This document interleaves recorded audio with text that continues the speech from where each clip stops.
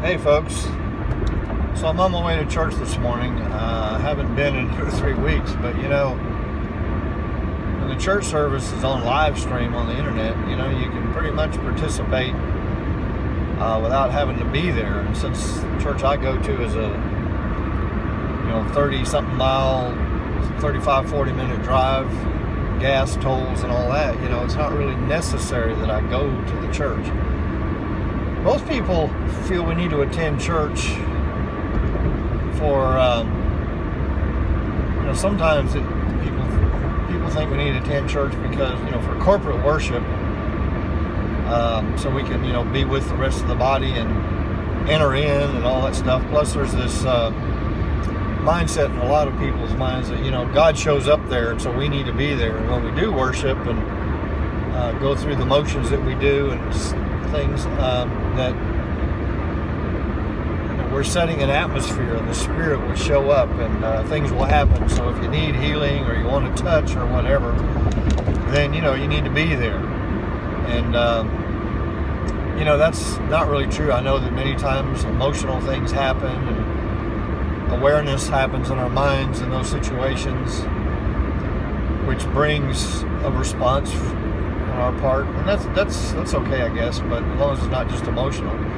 But the fact of the matter is, Christ lives in us, so everywhere we go, He is. There's no such thing as inviting Him to come. If I'm there, He's there. There's no such thing as setting an atmosphere for His presence to manifest. His presence manifests through me. So, again, I'm there. And so His presence can manifest if I'm at home. Because if I'm in my room or living room watching the church service, guess what? His presence is there. And I don't need to invite Him to come. The other reason people like to go to church is for fellowship. And I get that. That's the one thing I'm missing the most. But the reality is, most people don't get to church all that early. So on the way in, you get to shake a few hands, maybe a couple of hugs, slap a couple of backs, and, hey, how are you? Good to see you, yada, yada, yada. God bless you, all this stuff. Then after church, everybody's anxious to get out, get home, get to the restaurant, get wherever they're going. Sometimes you stand around and talk for a couple of minutes. So the real fellowship takes place usually when we have a planned fellowship. When either like once a month there are a group of people from our church that go out to eat after church. And then you can actually fellowship with people for an hour or whatever. Even then, it's usually limited to the ones that you're sitting by. If you're at a long table or it's a large group, you can't fellowship with everybody. But that's okay. You still get to connect and fellowship with those who are near you, across from you, beside you, whatever. A planned fellowship, like many churches have, after the service, a church luncheon, or even on a Saturday, some kind of picnic or something. Those are the times when we really get to fellowship and connect with each other. I mean, even if it's like a picnic, we get to play softball or do something and spend time with each other. I mean, after all, it's supposed to be a family thing. You're not attending university where you go into class, you get lectured, and you go home. This isn't about a place where we go to sit and be lectured and taught. That's a whole topic for another video, but the church is the body of Christ, and we are family. And as family, we need to, want to, desire to, and actually love to spend time with each other. And I know, being in the same room with people, and there's always meet and greet, and all that stuff during the service, that's all a little bit of it. But the real fellowship comes when it's intentional, when it's planned, or when it's, there's a time allotted to it. So today, one of the reasons I make an extra effort to go to church today is because our church is having a fellowship after the service. Something we do once a quarter.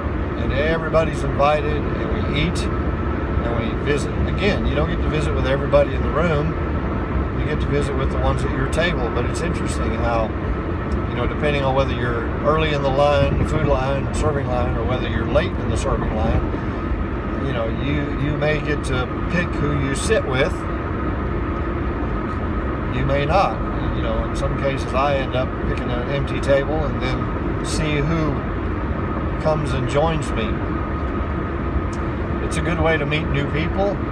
I'm not saying that you make lasting, you know, deep friendships over a, you know, 30-minute or 45-minute meal, but you get to know your brothers and sisters, and you get to connect. And you never know. Out of that, you can find someone who's got very much in common with you, or lives near you, or, you know, in my case, you know, a male, somebody to hang out with. But,